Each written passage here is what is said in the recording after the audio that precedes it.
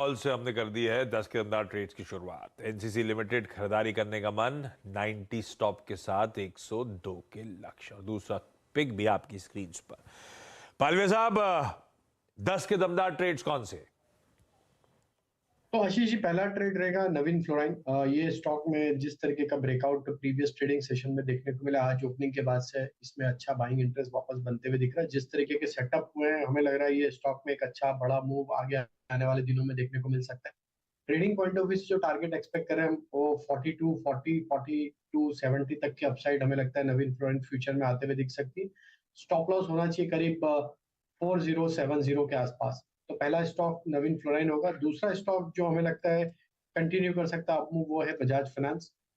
Stock में देखें तो ये थर्ड डे है जहाँ पे स्टॉक एक स्ट्रेंथ यहाँ पे डिस्प्ले करते हुए दिख रहा है। स्टॉक में एक नियर टर्म रेजिस्टेंस एरिया जो कि करीब था 6120 के आसपास, उसको ब्रेकआउट करके उसके ऊपर सस्टेन करते हुए दिख रहा है।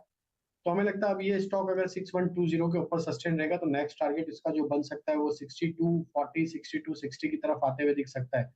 बजाज फाइनेंस फ्यूचर बाय करने की सलाह है। स्टॉप लॉस होंगे करीब यहाँ पे 6100 के आसपास। ओके, बजाज फाइनेंस याद रखिएगा। निफ्टी को थोड़ा बहुत भी स्टेबल या फिर अगर आप देखें इस जोन को सस्टेन करने में मददगार साबित हुआ है बजाज फाइनेंस। अच्छा, सचिन ने कमेंट्री तो दी इंडस्ट्रीज पर, लेकिन उनके ट्रेड्स रह गए। सचिन प्लीज अपने ट्रेड्स बताइए। जी वीरेंद्र जी, मुझे लग रहा है यहाँ पर एक लॉन्ग शॉट कॉम्बिनेशन ही रखना है एंड ये दोनों ट्रेड्स हमने हमारे क्लाइंट्स को भी दिए हैं। पहले तो शॉर्ट साइड पे मुझे लग रहा है जिस तरीके से एक्सपेंशन हुई है रेंज की इंडिगो में, मुझे लग रहा है वो काफी सिग्निफिकेंट है। पिछले 3 वीकली बार्स पे स्पिनिंग टॉप फॉर्मेशन से एंड उन स्पिनिंग टॉप फॉर्मेशन का ब्रेक डाउन यहाँ पर रजिस्टर हुआ है। तो जिस तरीके से स्ट्रक्चर है, जिस तरीके से इसके 5 and 20 का कन्वर्जेंस है मूविंग एवरेजेस का ऑन द लोअर साइड, मुझे लग रहा है यहाँ पर जो मोमेंटम जनरेट हुआ है वो कंटिन्यू रहना चाहिए 1960 तक। सो बिकवाली करने की सलाह होगी इंडिगो के फ्यूचर्स में। स्टॉप लॉस आपको यहाँ से लगाना है अराउंड 2086 पर। एंड जो सेकंड कॉल है ऑन द लॉन्ग साइड, मुझे लग रहा है यहाँ पर दालमिया भारत में एक काफी अच्छा ट्रैक्शन जनरेट हुआ है पिछले 8 ट्रेडिंग सेशंस में। जिस तरीके से एक वी शेप रिकवरी आई है, क्लियर कट आउट परफॉर्मेंस है डिस्पाइट ऑफ द फैक्ट जितनी हलचल सीमेंट स्टॉक्स में नजर आ रही है, ये पर्टिकुलर स्टॉक आउट परफॉर्म कर रहा है एंड एक डिसाइसिव ब्रेकआउट जोन के आसपास फिलहाल ये ट्रेंड हो रहा है। तो मुझे लग रहा है ये ब्रेकआउट अगर सस्टेन हो जाता है तो लगभग 2040 तक ये पर्टिकुलर रैली एक्सटेंड होनी चाहिए। तो खरीदारी करनी है दालमिया भारत के फ्यूचर्स में। स्टॉप लॉस आपको लगाना है अराउंड 1860 पे एंड एक पोजिशनल टारगेट होगा अराउंड 2040 का। एक बाय एक सेल। बाय है दालमिया भारत, सेल है इंटरग्लोब एविएशन।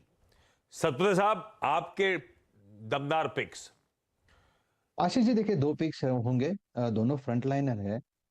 एक रहेगा बाय डॉक्टर रेड्डीज। मुझे लगता है जिस तरह से यहाँ पे ब्रेकआउट मिला है वो भी अर्ली सेशन में, यहाँ पे फॉलो थ्रू मिलेगा। इसका टारगेट बनता है 4540। 4450 पे ये खड़ा है तो आपको लॉन्ग करना है 4410 के स्टॉप लॉस के साथ, यानी 40 रुपीज का स्टॉप लॉस और सामने 100 रुपीज का मूव मिलेगा डॉक्टर रेड्डीज में। सेकंड बाय कॉल रहेगा, वो रहेगा फ्रंटलाइनर रिलायंस। रिलायंस मुझे लगता है कि अगर आप यहाँ पे स्ट्रक्चर देखें तो एक्सट्रीमली ओवरसोल्ड है और मुझे लगता है आज मार्केट इतना तो लग रहा है कि रिलायंस संभाल लेगा। तो रिलायंस पे मैं एक कॉन्ट्रा बेट लूंगा। मेरा टारगेट रिलायंस का है करीबन 2380 का, और जो टारगेट मैं एक्सपेक्ट कर 2380 का, और जो स्टॉप लॉस आपको मेंटेन करना है वो रहेगा 2300 का। So it's a buy in Reliance and it's a buy in doctor Reddy's. Doctor Reddy's और रिलायंस, दो निफ्टी के दिग्गजों